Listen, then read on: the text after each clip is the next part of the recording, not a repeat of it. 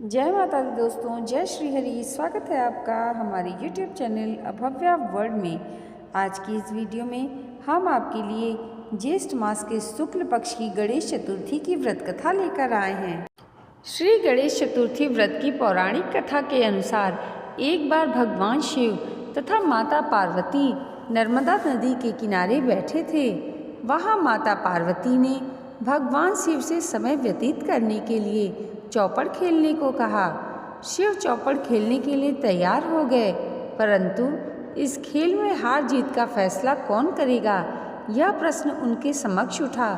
तो भगवान शिव ने कुछ तिनके एकत्रित कर उसका एक पुतला बनाकर उसकी प्राण प्रतिष्ठा कर दी और पुतले से कहा, बेटा, हम चौपड़ खेलना चाहते हैं, परंतु हमारी हार जीत का फैसला करने वाला कोई नहीं है, इसलिए तुम बताना कि हम दोनों में से कौन हारा और कौन जीता। इसके बाद भगवान शिव और माता पार्वती का चौपड़ खेल शुरू हो गया। यह खेल 3 बार खेला गया और संयोग से तीनों बार माता पार्वती ही जीत गईं। खेल समाप्त होने के बाद बालक से हार जीत का फैसला करने के लिए कहा गया, तो उस बालक ने महादेव को विजयी बताया। यह सुनकर माता पार्वती क्रोधित हो गईं और क्रोध में उन्होंने बालक को लंगड़ा होने, कीचड़ में पड़े रहने का श्राप दे दिया। बालक ने माता पार्वती से माफ़ी मांगी और कहा कि यह मुझसे अज्ञानतावश ऐसा हुआ है, मैंने किसी द्वेषवश ऐसा नहीं किया है। बालक द्वारा क्षमा मांगने पर माता ने कहा, यहाँ गणेश पूजन के लिए नाग कन्याएं आएंगी, उनके कहे अनुसार तुम गणेश व्रत करो, ऐसा करने से तुम मुझे प्राप्त करोगे। यह कहकर माता पार्वती शिव जी के साथ कैलाश पर्वत पर चली गईं। 1 वर्ष के बाद उस स्थान पर नाग कन्याएं आईं। तब नाग कन्याओं ने श्री गणेश के व्रत की विधि मालूम करने पर उस बालक ने 21 दिन लगातार गणेश जी का व्रत किया। उसकी श्रद्धा से गणेश जी प्रसन्न हुए। उन्होंने बालक को मनोवांछित फल मांगने के लिए कहा। उस पर उस बालक ने कहा, हे विनायक, मुझ में इतनी शक्ति दीजिए कि मैं अपने पैरों से चलकर अपने माता पिता के साथ कैलाश पर्वत पर पहुंच सकूं और वे देख प्रसन्न हों। तब बालक को वरदान देकर श्री गणेश अंतर्ध्यान हो गए।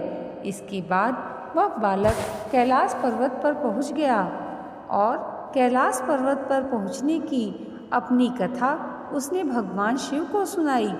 चौपड़ वाले दिन से माता पार्वती शिव जी से विमुख हो गई थी, अतः देवी के रुष्ट होने पर भगवान शिव ने भी बालक के बताए अनुसार 21 दिन तक श्री गणेश का व्रत किया। इस व्रत के प्रभाव से माता पार्वती के मन से भगवान शिव के लिए जो नाराजगी थी वह समाप्त हो गई। तब यह व्रत विधि भगवान शंकर ने माता पार्वती को बताई। यह सुनकर माता पार्वती के मन में भी अपने पुत्र कार्तिकेय से मिलने की इच्छा जागृत हुई। तब माता पार्वती ने भी 21 दिन तक श्री गणेश व्रत को किया तथा दूर्वा, फूल और लड्डुओं से गणेश जी का पूजन अर्चन किया। व्रत के 21वें दिन कार्तिकेय स्वयं माता पार्वती से मिलने आए। उस दिन से श्री गणेश चतुर्थी का यह व्रत समस्त मनोकामनाओं की पूर्ति करने वाला व्रत माना जाता है। इस व्रत को करने से मनुष्य के सारे कष्ट दूर होकर मनुष्य को समस्त सुख सुविधाओं की प्राप्ति होती है। दोस्तों, प्रति माह शुक्ल पक्ष में आने वाली चतुर्थी को विनायक चतुर्थी व्रत कहते हैं। यह चतुर्थी भगवान श्री गणेश को समर्पित है। इस दिन श्री गणेश का पूजन अर्चन करना लाभदायी माना गया है। इस दिन गणेश जी की उपासना करने से घर में सुख, समृद्धि, धन दौलत, आर्थिक संपन्नता के साथ साथ ज्ञान एवं बुद्धि की भी प्राप्ति होती है। तो दोस्तों, आज की ये वीडियो आपको कैसी लगी हमें कमेंट करके ज़रूर बताइएगा और इसे लाइक और हमारे चैनल पर पहली बार आए हैं तो सब्सक्राइब करना मत भूलिएगा।